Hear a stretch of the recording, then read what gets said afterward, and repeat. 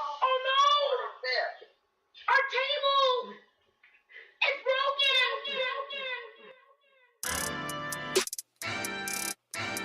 Yeah. Yeah. Don Brown. Bills Mafia. Yeah. You find us, we breaking the tables, we tailgating, breaking them tables. You know the mafia dangerous, you see us, we breaking the tables. We breaking them tables, we breaking them tables, we breaking them tables, we breaking them, breaking them. You find us, we breaking the tables, we tailgating, breaking them tables. You know the mafia dangerous, you see us, we breaking the tables.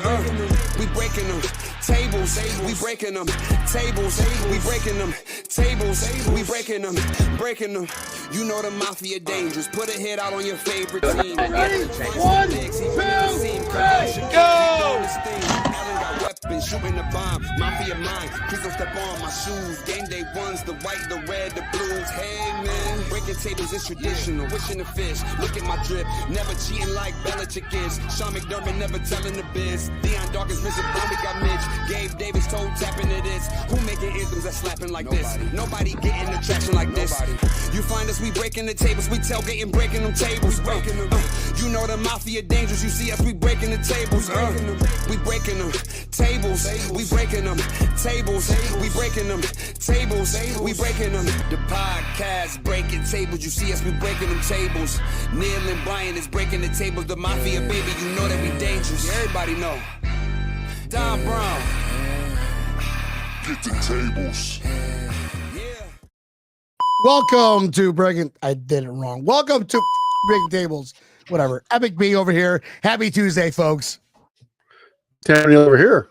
Oh, surprising Tuesday. Yes, it's a weird Tuesday. We haven't streamed on Tuesday since we started, man. Right. It's gonna be an epic show, and I think your green screen is going crazy again, bro. Yeah, you gotta adjust that. But anyways, welcome, guys. Happy Tuesday. Welcome to Breaking Tables. It's been a long time since we did a Tuesday night show.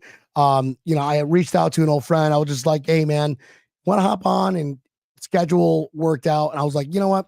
I'll make an exception just for you, my guy. I'm gonna get you on. Well, introduce him here very shortly, guys. It's gonna be absolutely epic fucking show.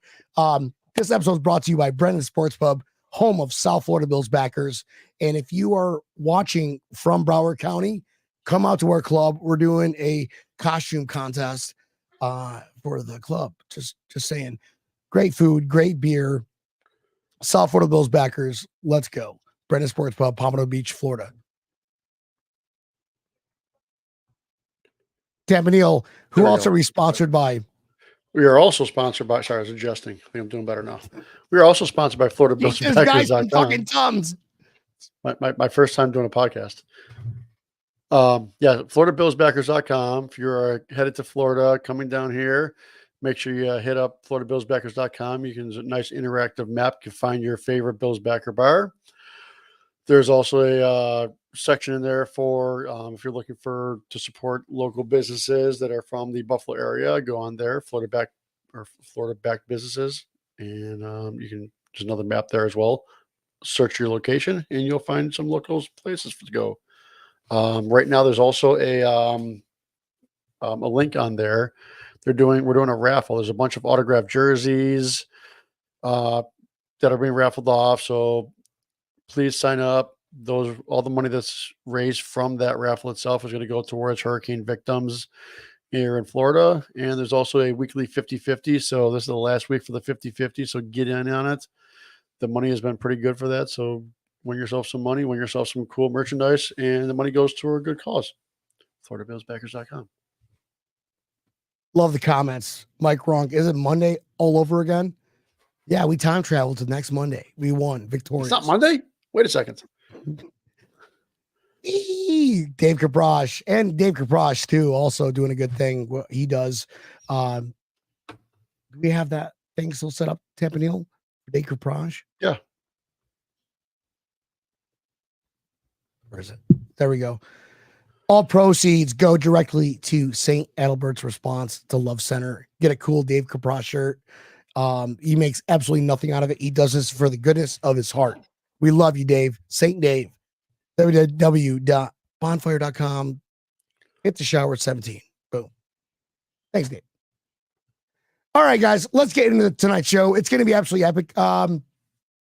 Feels so weird. I'm just out of my element. It's like Tuesday night and I'm doing a podcast, but whatever.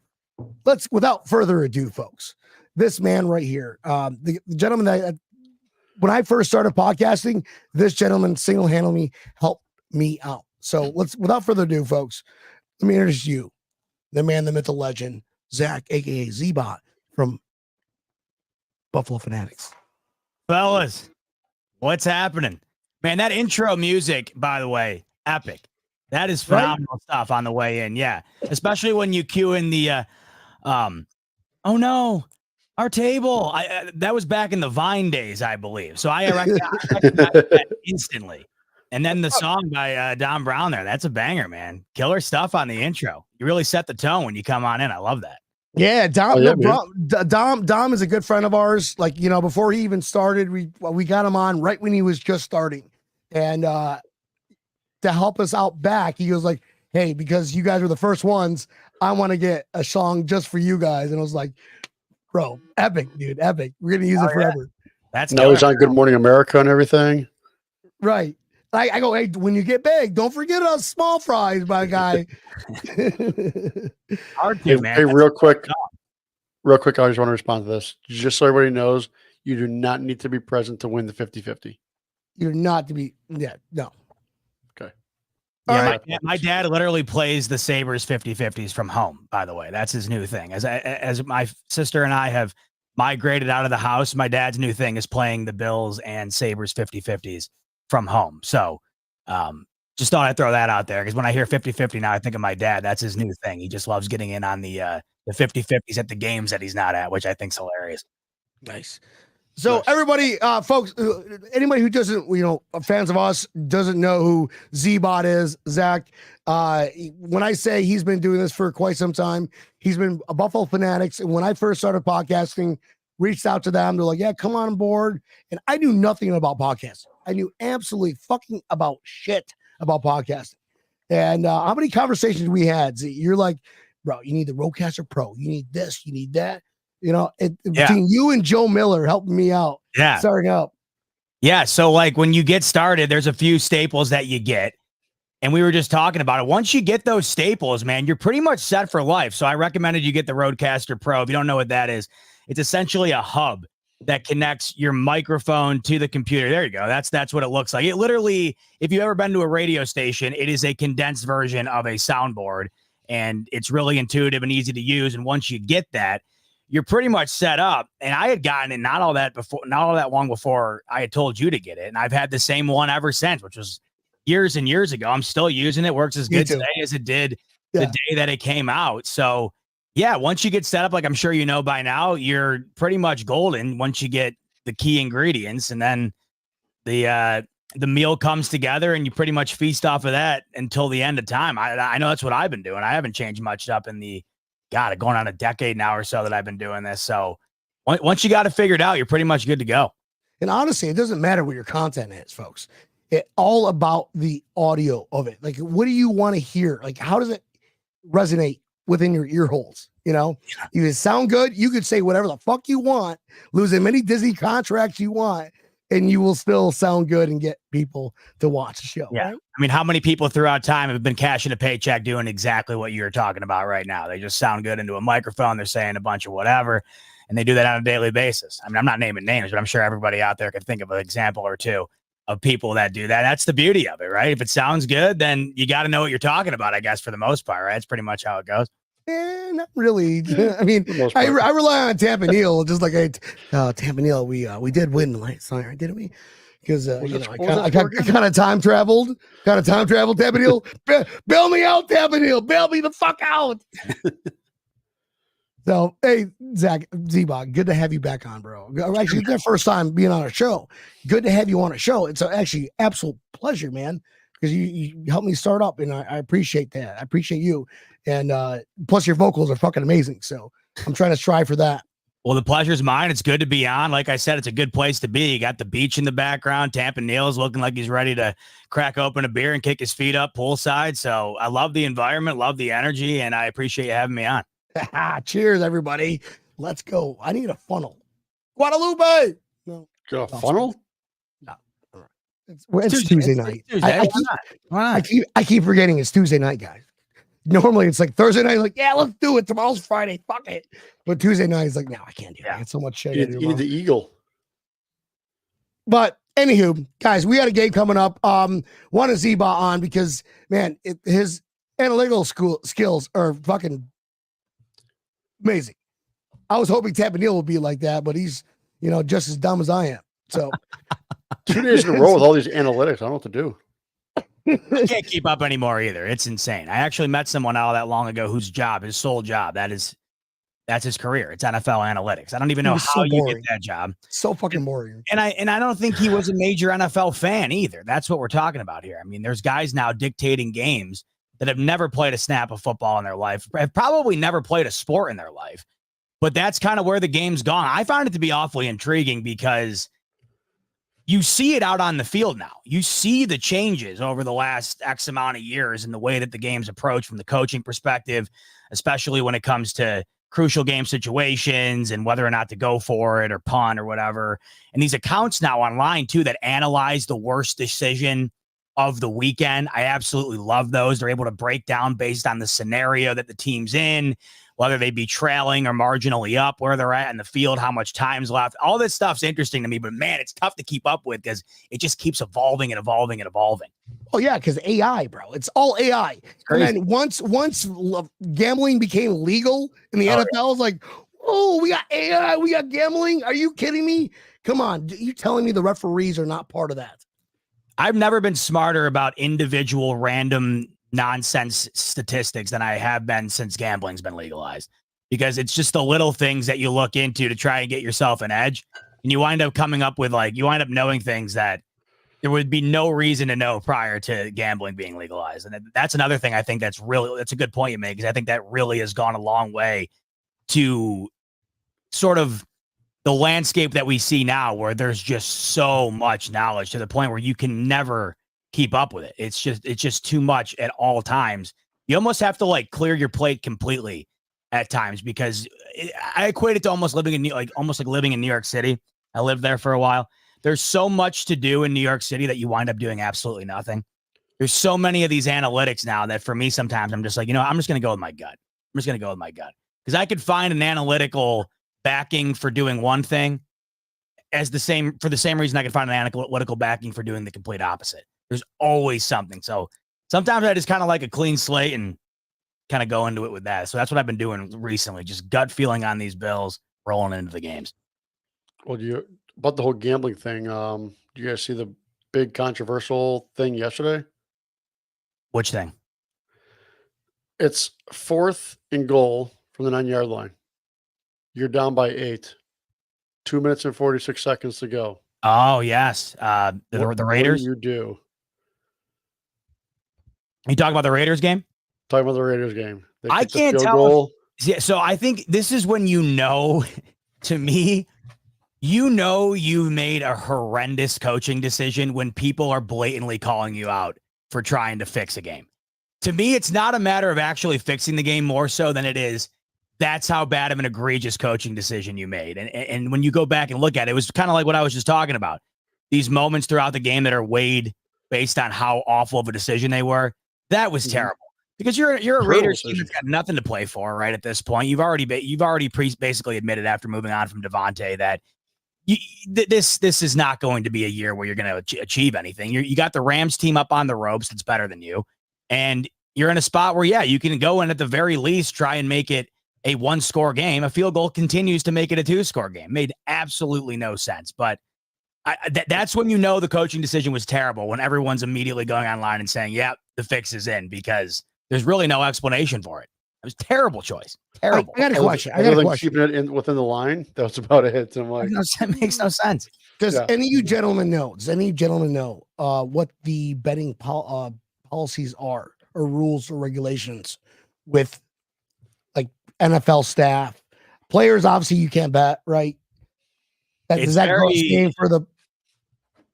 It's kind of a mixed bag, and that's why it was kind of a problem last year in terms of people getting in trouble, because there was very specific rules for very specific things. You weren't allowed to gamble at all on the facility. But if you were at the Bills facility and then you bet on something, you were eligible for a suspension. But if you got in your car and drove 5 minutes down the street to a gas station and parked your car there and then placed the exact same bet, it'd be perfectly fine. Now, obviously, you can't bet on the NFL. No shit. Yeah, legally, these guys can bet on all sports that aren't football. But now I'm interested. I'm telling you, this is why I made $500 last night, and it wasn't on football. It was on table tennis. I went to work. I went to work today. No, I went to work today, and my colleagues were like, "You watch table tennis?" I'm like, "Fuck no."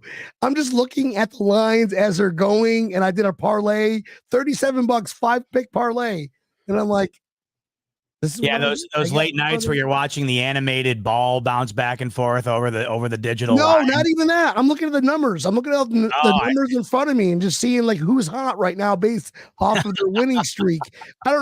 Maybe it's stupid. I don't care. I won fucking a lot of money. Yeah. I don't care. It's working. Highlight now.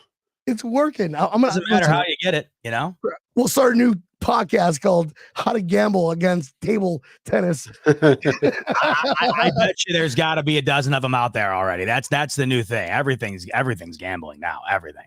Yeah, everything. And I'm so bad at it, but like I found something that I'm like, holy fuck, I can win money off this. Yeah. All I got to do is this, and this. It's probably the best thing to be bad at, because if you're good at it, then you are going to eventually be bad at it, but you think you're good at it, and it's going to cause a major problem. Believe me, nobody is impervious to that. I can promise you that much. Listen, I'm the kind of guy, I hate gambling. I'm not a gambler. I'm not a gambler. So I had these picks, $37 on table tennis. I'm just gonna say. I know, I get it. I had a couple of drinks last night, and I'm like, after the show, I'm like, let me just I got $37 to play. I don't care. And I did a 5-pick parlay based off of my strategy, and I'm seeing like hit. Oh God, hit. Oh my God, hit. And then they're like, the app was like, do you want to cash out for $200 or $250, something like that? And I only put $37 in the game. I was like, maybe they're telling me that I'm going to win double that. If you know what, fuck it, let's stay. It's only $37. And I stayed, and I woke up with $450 in the bank. So whatever. That's what's crazy about it. Then you end up gambling again, because then you're taking another gamble. Should I cash out or should I not? Right. So it's always a consistent. I know. That's how they hook you. That's how they get you. Do not gamble, guys. Just drink alcohol. That's it. And maybe smoke weed if you want. Whatever. We are not even talking about Buffalo Bills right now. Just Amari Cooper. What are your thoughts on Amari Cooper? Welcome to Buffalo. Amari fucking Cooper did better than Devontae Adams over there in the Jets. He's already asking for a goddamn trade.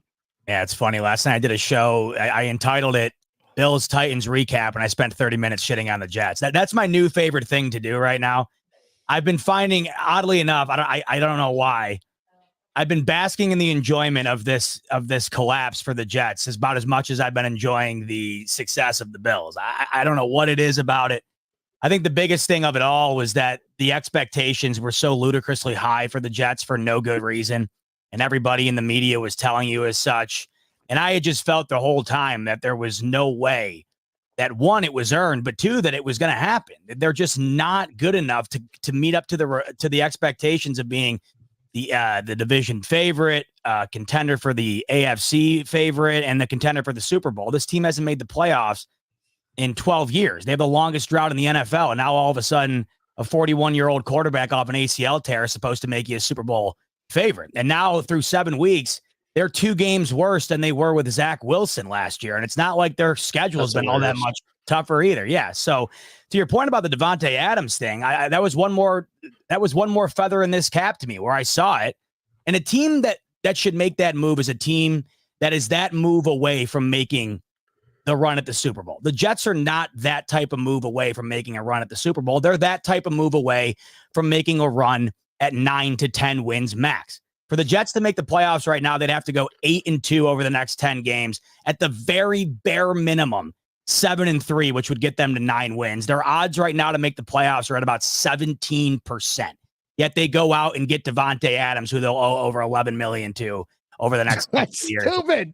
So now, to your point of Amari Cooper, that's why that move was so great for so many different reasons. For the Jets, it wasn't a necessity. It was a luxury. Garrett Wilson would have been the Bills wide receiver 1 the second he showed up at the door if that was the case for Buffalo. They didn't need Devontae Adams. The Bills needed Amari Cooper. So not only do they get a necessity, not only do they get an arguable top 10 receiver when he's playing at his best in this league, they get him for $800,000 while they're in a position right now. I think you'd have to bet $1,000 to win 100 right now on the Bills to win the AFC East. That's a lot of table tennis bets right there. I'm telling you, everything about that move was so much more logical and so much more beneficial to Buffalo than what the Jets did with Devontae Adams. You know, if one of the Sabres can make the playoffs this year, this way the Jets had the longest drought, because right now the Sabres have the longest playoff drought. If only they can just make the playoffs. So Sabres are what, 2008, is it? Yeah. Yeah. I think I forget who it was the other day. It might have been Joe DiBiase from GR, but he did the math on the equivalence of what that drought would be in terms of like the NFL or whatever, because the NHL expanded their playoffs, and back then it was tougher to make it. It's been I think it's easier now to make the playoffs in the NHL, is it not, or is it the opposite? It might be tougher. I think regardless, historically bad though. Like with the I know nothing about hockey. I'm just saying I watched it in 2002 when we Sabres were against the Montreal whatever. That's the last time I watched hockey. And I'm supposed to start a podcast with these fucking gentlemen called the Rough Puck Podcast coming up soon, and I know nothing about hockey.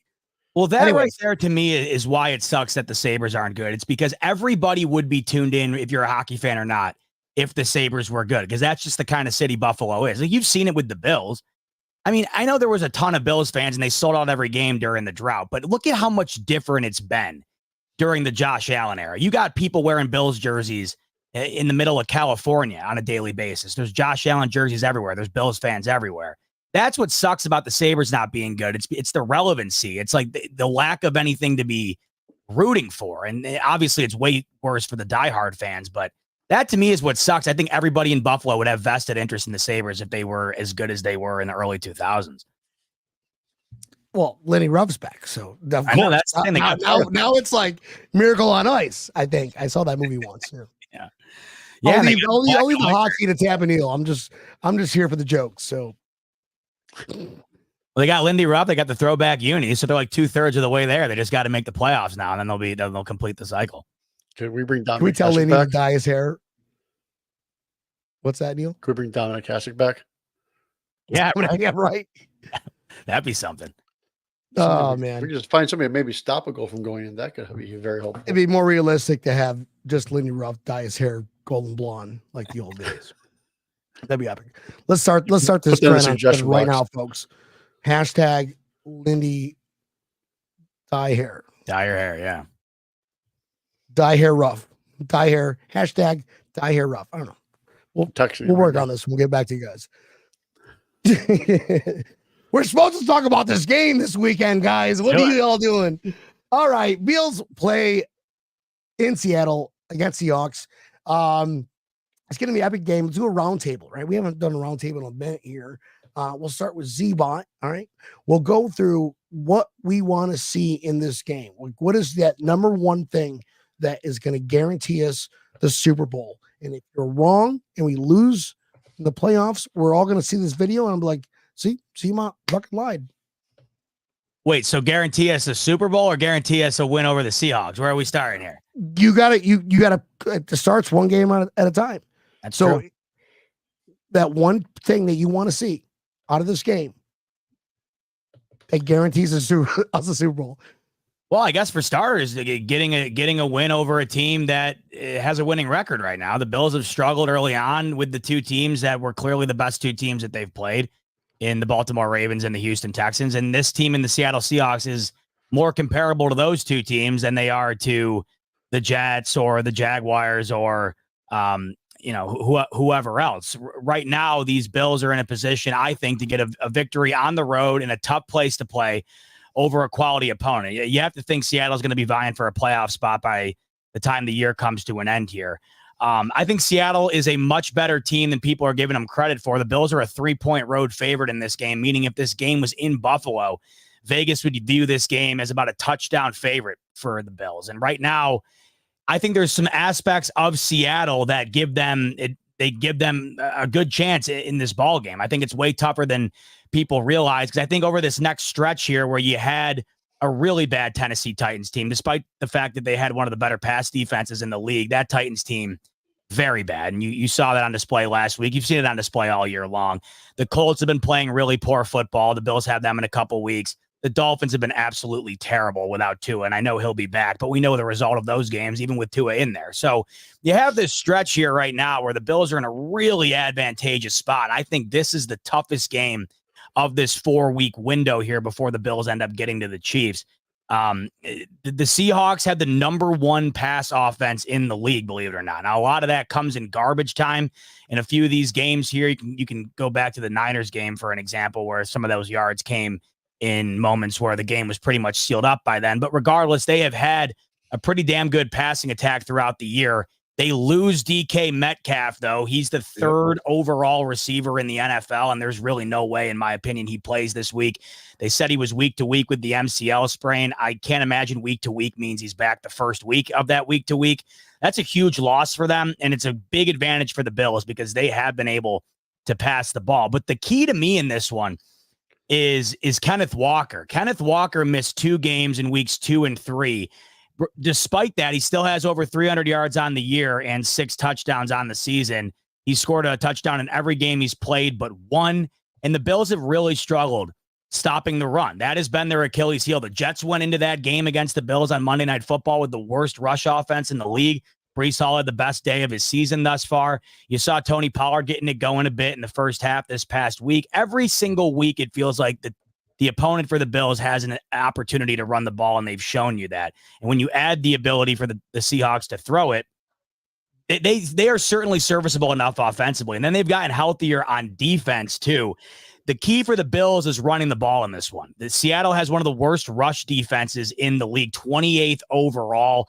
And you've seen what this 2-headed monster of James Cook and Ray Davis looks like. This is so many stats for me right now. I can't contain myself. I think the best way to put it, the Bills need to run the ball in this game. They need to run the ball. You need to find a way to not allow Kenneth Walker to affect this game. And the other thing, too, this is one more stat I'll throw at you because I found this to be interesting. Seattle plays press coverage on 30% of their snaps. That's the 3rd most in the NFL. Keon Coleman has the most yards in the entire league against press coverage this season. He has the most yards against press coverage as a rookie since 2016. So Keon Coleman should be put in a positive spot this upcoming weekend. If they can get him involved and beat that press coverage, which he's done a great job of, if they can run the ball, the Bills certainly will have the upper hand here. But Seattle's no slouch by any means. So if people think that, you're not going to get the version of Seattle I think we got against the Niners a couple weeks ago. Tamanil, this is how you give stats. I'm just, if you want to get a pencil and write this down. I don't know what to say anymore because everything that I was going to say is like done. Yeah, way to steal every single one of our fucking thunders there, Z-Bot. Jesus Christ. Well, here's one other thing. Geno Smith takes a lot of sacks. Mm-hmm. Geno Smith also throws interceptions. So if you can attack him, he'll make mistakes. Yeah, Seattle has one of the worst turnover differentials in the league, and they're also one of the most penalized teams in the league, too. So they're prone to mistakes for sure, and that's something the Bills have been really good at this year. The Bills are plus 10 right now in turnover differential. Yeah. Shout out Josh Allen, who's on a clip right now that none of us saw coming with 0 interceptions. So that's kind of where my question was going, is what we need to do to guarantee that we're going to win the Super Bowl. You answered it right there. Josh Allen not having an interception again and just being Josh. Let Josh be Josh with no interceptions. That right there is for like Miss Cleo, guaranteed win Super Bowl. I think right now our best chance at a Super Bowl is the Bills having the Ravens bounced before they would have to play them. The Baltimore Ravens pose a very, very bad matchup for Buffalo. Right now, they pose a bad matchup for everyone. The Ravens are averaging over 200 rush yards a game now, plus well over 200 pass yards, too. The Bills are not very good this year at stopping the run. They've been real good on defense throughout Sean McDermott's tenure in pretty much every category. And they're pretty damn good this year when you factor in the injuries at hand too. But it's the run defense that's the struggle. If they're not able to mitigate the run and they don't get up on teams early and take away the run, if teams are able to do what the Ravens did to them a couple of weeks ago, they're going to be in trouble. And I think that the Ravens have a matchup against the Bills D that's going to be very difficult to stop. I think the best path for the Bills to get to the Super Bowl would be Baltimore getting bounced. And then once again with these Chiefs, man, I want to touch on that. So you're afraid of Baltimore. You're afraid of Baltimore in the playoffs. I mean, you can call it what you want. The Bills do not match up well with the Ravens at all. You saw it. You saw it on display. Right. We also beat the shit out of the Chiefs during the regular season. But when it comes to playoffs, it's a the different matchup element. to me. Yeah, well, that's true. That the Ravens have to prove it before I give them any credit in the playoffs. I'm just saying, in terms of a matchup situation, they're playing probably the best offense in the league right now. I hate to say it, but Lamar's playing at an MVP caliber again, which I cannot believe. And the addition of Derrick Henry, it's I don't even know how you stop it. You saw it again last night where Tampa comes out pretty hot and they look to be matching the energy that Baltimore brought out there. And then over a 60-minute game, you see the separation. The Bills can compete with anyone on any given Sunday, but I think if you want the best path to the Super Bowl, I would much rather not have to go up against that run attack because I think they fare better against other teams who don't have Derrick Henry. And our run defense sucks. So yeah, it's just middle of the pack. They're allowing like 5 yards a rush right now, and they're not good in the short game they're not good in the defending the short passing game situations either. That's one thing I wanted to mention also about this Seahawks game. Geno actually throws some of the most quick passes in the league. He gets rid of the ball very, very quick. And I'm sure you've noticed without the stats, like you don't even need to know the stats to know this. If you watch the Bills, what's the one thing you notice that they get gashed on every week?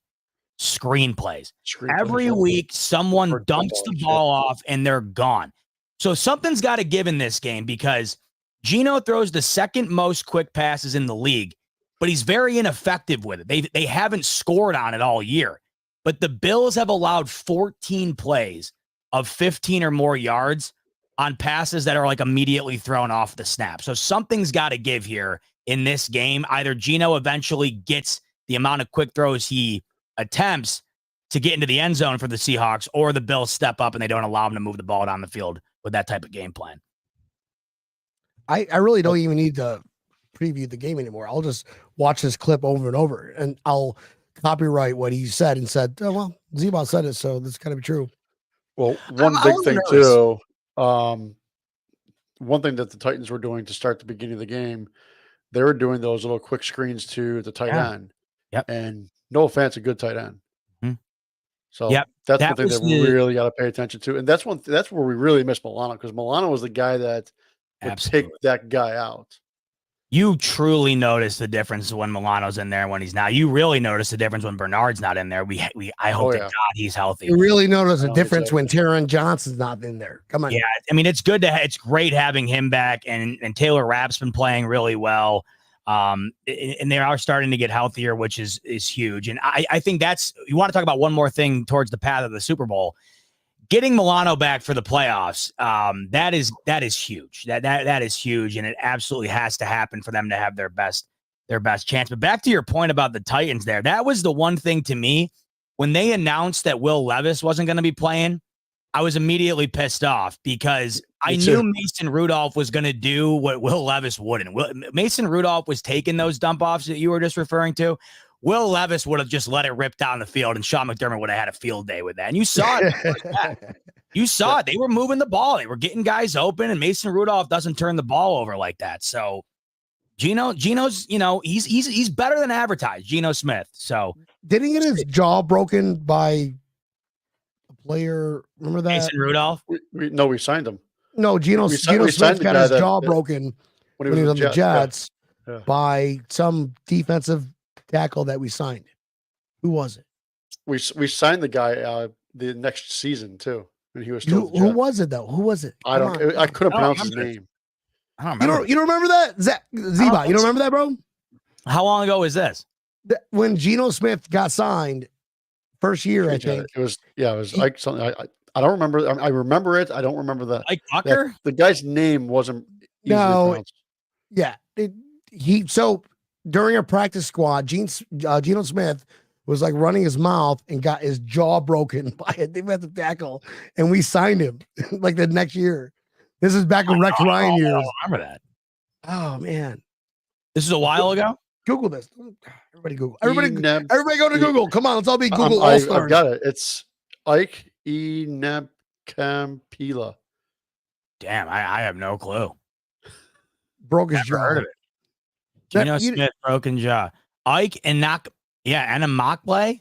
Yeah, that's what I'm saying. I'm like, it was something that it was not an easy name to pronounce. I remember 4 that. years ago. It was over $600 that the Ike dude thought Geno Smith owed him.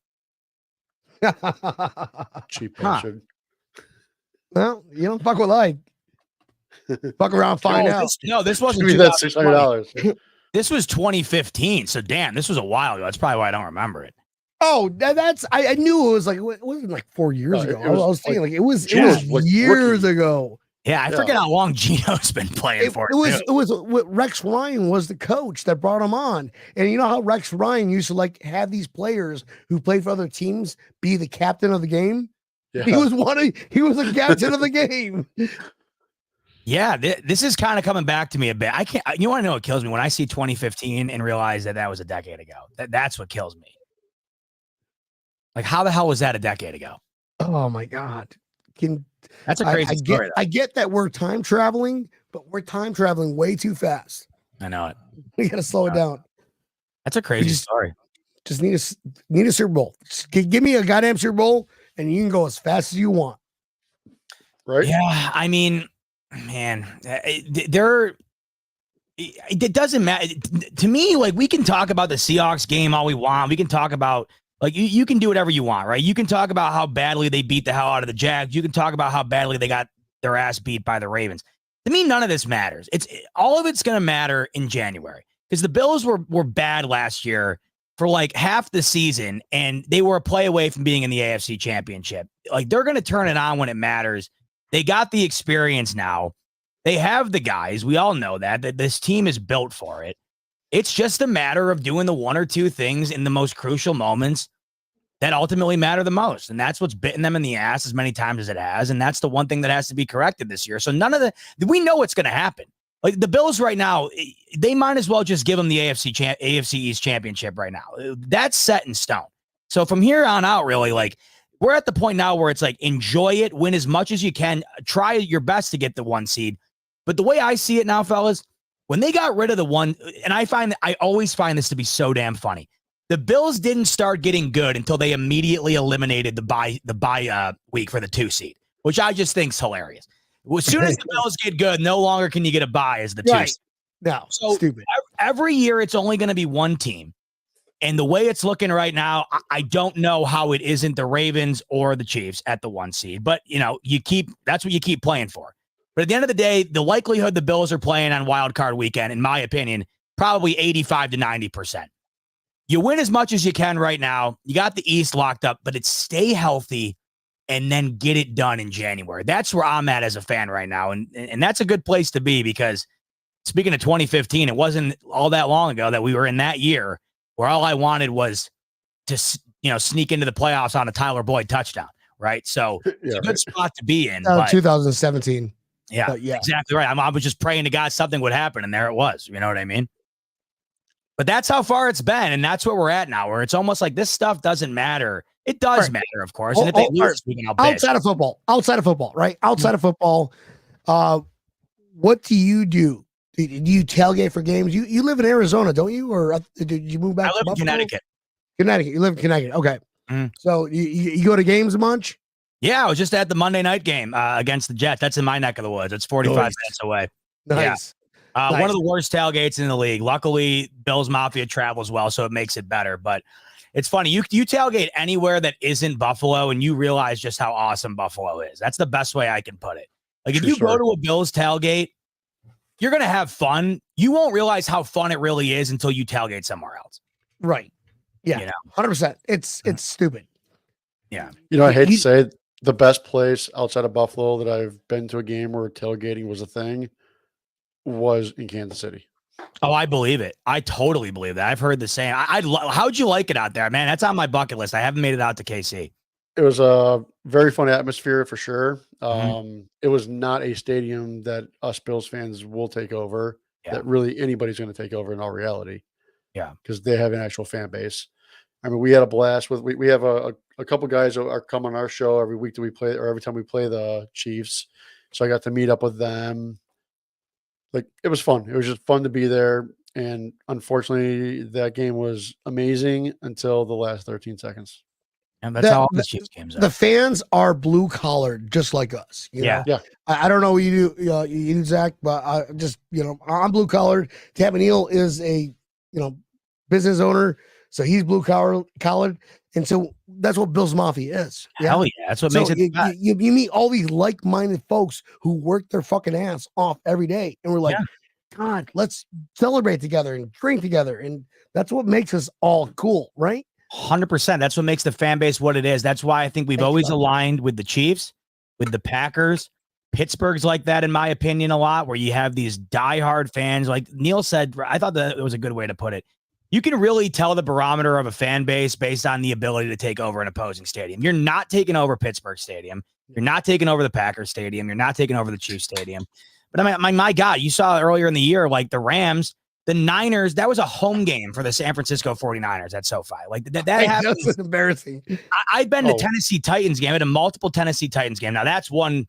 Now I will say, you've been, Neil, I'm sure, right? Yeah. Well, that's one thing I regret not going to. That was amazing. That's one thing I regret not going to. Neil was there. Neil, you were probably there when I was there. The Monday night game, or the night game there, whatever it was, a couple of years ago. They lost that heartbreaker where Allen fell at the line, right? Yep. All right. So I was there with you. 4 years ago, right? Yeah, I think it was longer than that. Something around that. That was 4 years ago because we're playing Titans now. I went to one pre-COVID and one post-COVID. That sounds about right. I was at both of them. And I obviously, as you know, the tailgate's amazing because you can go on the strip, do whatever you want, get absolutely annihilated like you would anytime you're in Nashville. And then you just walk over a bridge. Across the bridge. I know, it's right there. It's insane. And it's a sea of all Bills fans. Yes. That's a takeover. That is a takeover. That is a No takeover. doubt.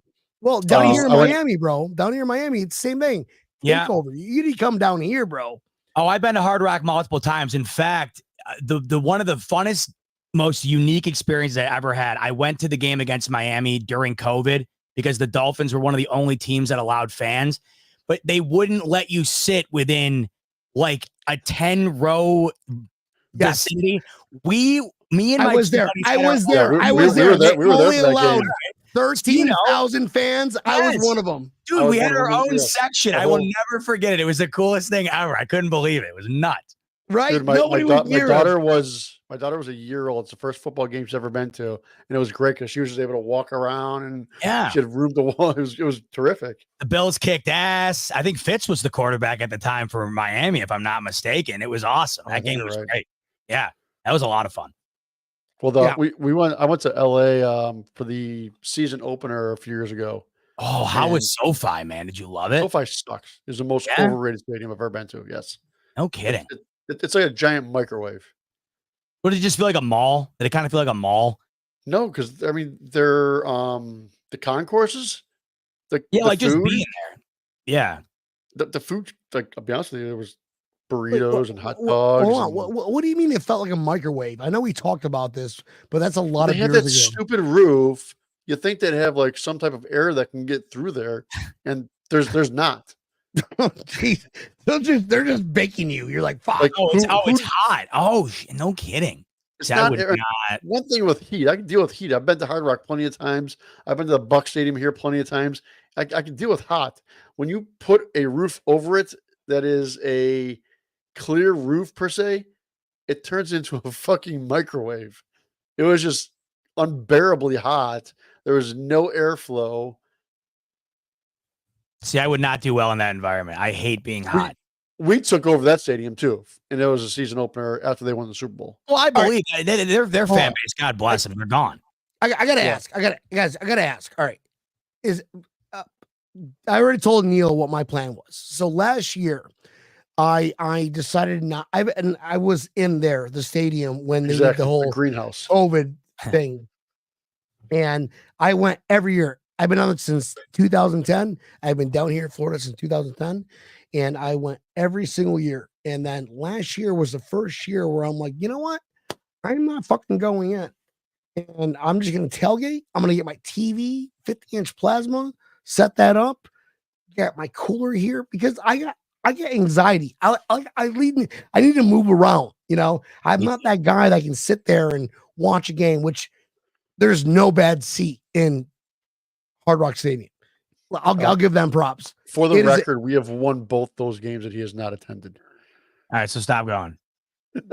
So we had and it was probably the best tailgate we had, Neil, right? That's the one where we tried to break a mahogany table and we fucking almost died. Yeah. Yeah. And that was it. Do we have a video of that? Anyways, we did the same thing this year. And I saw the weather radar. It was going to be like, 70% chance of rain. I'm like, that means it's going to rain 70% of the day. So I bought this like 50 by 40 tarp. And I'm like, all right, I'm the first one in. I'm going to set it up. And we're hooking up the tarp off this fence line because they built that F1 racing thing, whatever. Oh, yeah. And so they have the fences. So we hooked up our fucking tarp, covered our entire tailgate. We had like 15 people not drenched at all.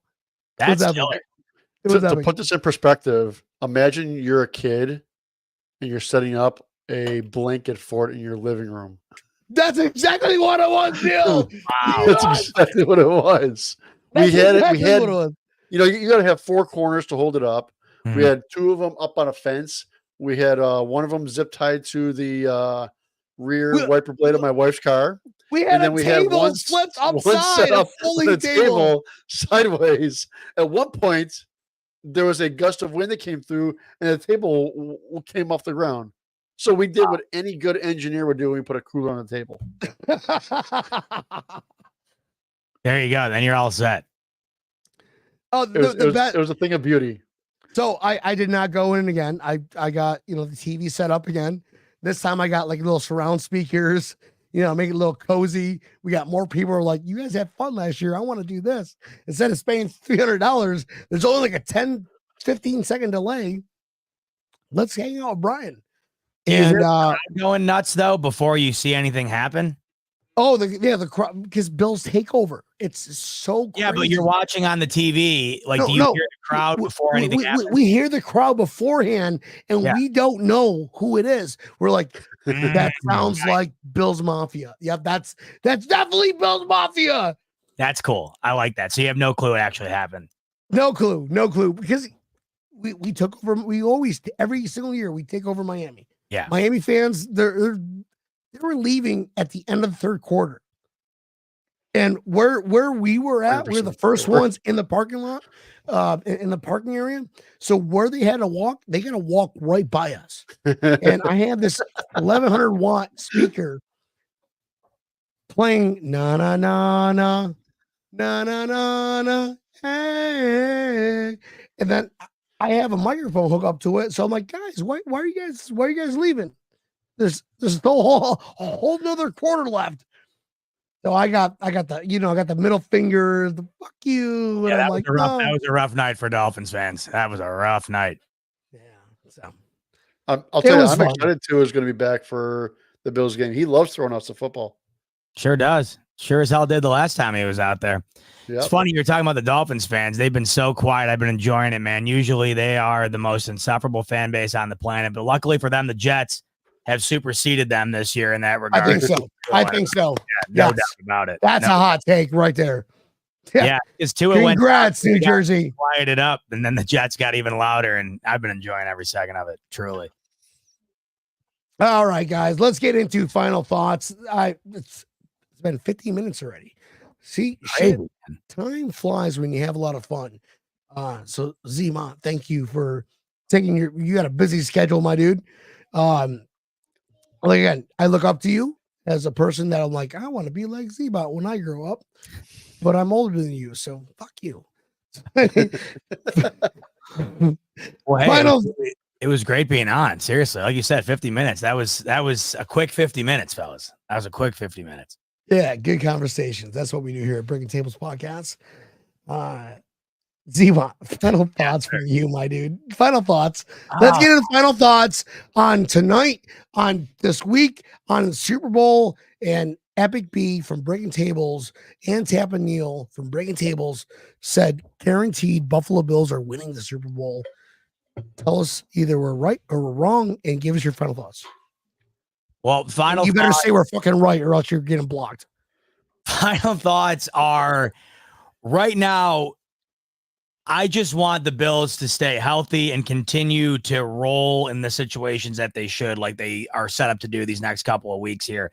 The Bills are entering into what I think to be their easiest portion of the schedule. You just saw that last week. And then the next 3 weeks here should also be a part of that as well. There's a world here where this, to me, like I said, this upcoming week's the toughest game. If they get through this week and get the W, I don't know how they're not 8-2. I don't know how the Jets don't drop another game within that. That would also include the Bills getting the second victory head-to-head to Miami. This division will essentially have been won by the second week of November. So right now, to me, the biggest thing I'm looking out for is taking care of their business, which they're going to be set up to do. But then also, I'm trying to watch this evolution of what's surrounding them, because when you're a team like the Bills who has these Super Bowl aspirations, like you're talking about here, like where you're thinking it's within the realm of guaranteed. Say it, guaranteed. Like when it's guaranteed, right? When it's guaranteed. Whoa! You heard it here first, folks. Z-Bot said guaranteed. Take the fucking Vegas. You gotta look around and see who's in the way of that guarantee. I am waiting. And I've been waiting for a while, but I'm waiting for the dam to break on these Chiefs. I'm just waiting to see what happens, because I don't understand how they continuously win games the way that they do. Mahomes has been playing below mediocre through the first 6 weeks. So I'm keeping an eye on them. I'm keeping an eye on the Ravens. Houston, to me, I know they got the better of us, but I think that's a team, if the Bills saw them again, that they could definitely beat. So right now, I think that's where it weighs out at. And I think the Bills right now, especially with Amari Cooper, that they are in a damn good spot to be able to make a run, just like they have been in the last couple of years here. Oh, we should end this show right now, because I don't say no. Yeah, hell yeah. God damn it, Z-Bot. I like that. Is that on the Roadcaster, by the way? It is the Roadcaster, my dude. Hell yeah. Dude, I have so many fucking weird buttons, and people are like, here's a funny one. This one right here. Who has this one in your Roadcaster? They either believe it or they cannot believe it. I don't give two but I am telling you. Oh, I love that. I love that one. That mother out there is not real. All right, I got to play you the most random one I have. I love this soundbite so much that it still occupies Let's hear it. One of the spots I have. I've had this on here. It's got to be, when did the Bills beat the ever-living shit out of the Patriots in the wild card? What was that, 2022, 21? 22, I think. It's only 21. You were there, B. 21. I was there in person. Yeah. I was there too. It was one of the greatest nights of my sports life. I'll never forget it. This soundbite is a call. It's a compilation of calls into WFAN in Boston after that game. And this is what I have on my soundboard. I've yet to take it off since that weekend. Well, it's not that good of a morning, buddy, but we're gonna see if we can recover from this one. Mr. Bill Belichick should be on his way out the door. He stinks. I remember this one. Mac is a horrible quarterback. Is this the guy you want? What does Bill even do well anymore? Hey, good morning, guys. Yeah, it is a sad day when your only touchdown was scored by a defensive back that you had to put in on offense because he's fat. Everything that went wrong last night are all things that Bill Belichick used to be so good at. Will somebody talk about Mac Jones? Somebody on the station talk about how bad Mac Jones is. Everybody knows Matt Patricia sucks. I'm giving the tickets to coworkers, and I'm going to go home and fight with my wife.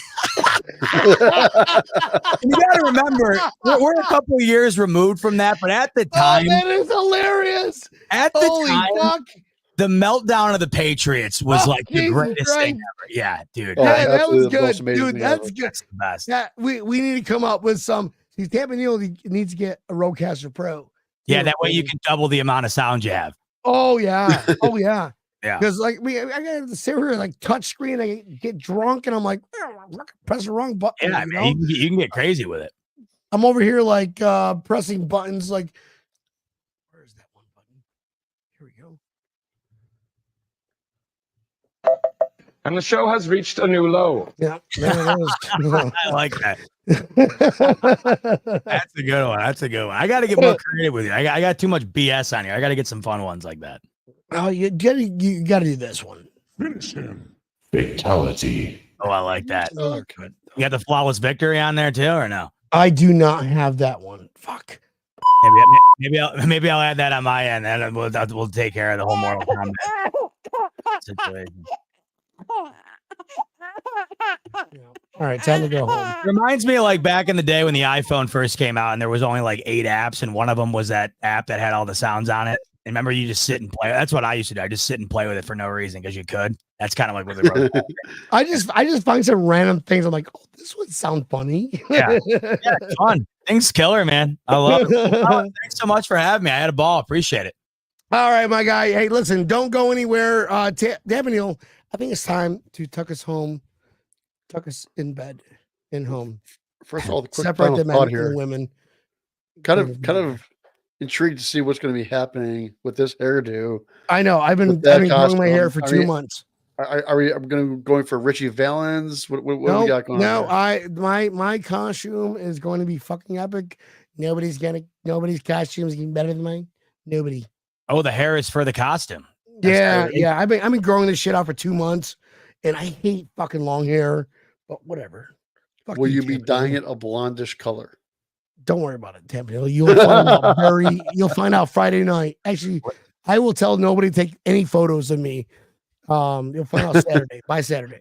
You and Lindy. Oh, Trish will do it. All right, I'll send you on Friday, bro. Got you. Take it home, Tampa Hill. All right, thanks everybody for watching. We're next show going to be Sunday at 12 o'clock. We'll be doing our live show there. The big reveal of the costume that Epic B will be wearing will be on. So please make sure you come on there. Our regular show time, 8 o'clock Eastern Standard Time, Mondays and Thursdays. Watch the live version on Facebook, YouTube, as well as Twitter/X, whatever you choose to call it, was your decision. If you missed the live version or you just love listening to our voices so much, make sure you pull us up wherever you listen to your favorite spot. Yeah, wherever you listen to your favorite podcast. Spotify,